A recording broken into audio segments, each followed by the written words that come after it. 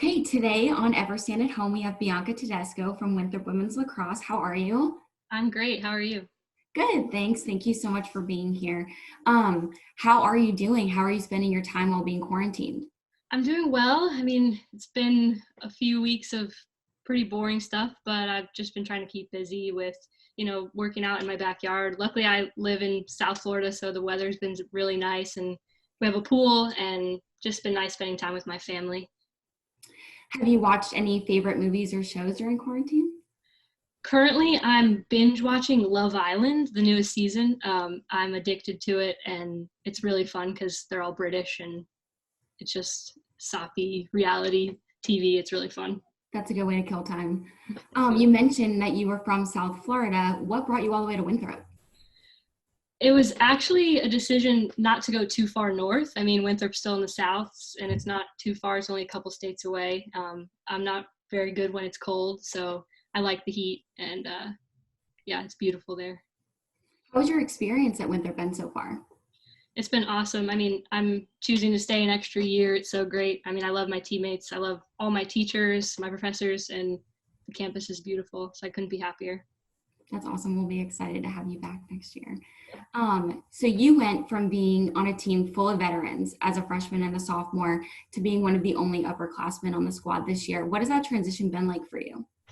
It's definitely been a learning curve having the team so young, but I think having that foundation from my freshman and sophomore year with really, really talented and good leaders, I think that's just built the foundation for the team. And I've learned a lot from them those first 2 years. So just been trying to carry that on.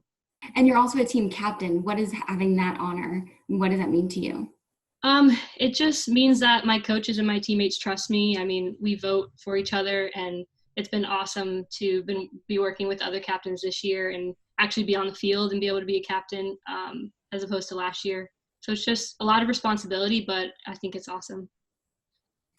So I noticed that the lacrosse team has been pretty active on TikTok Yeah. since going into quarantine. So I wanted to ask you about some older trends and fads that have like come and gone on the internet since, and I wanted you to give me your thoughts on them. Cool. Okay, MySpace. I actually never used MySpace. I think I was too young at the time, but I know my older brothers definitely used it. Okay, what about Vine?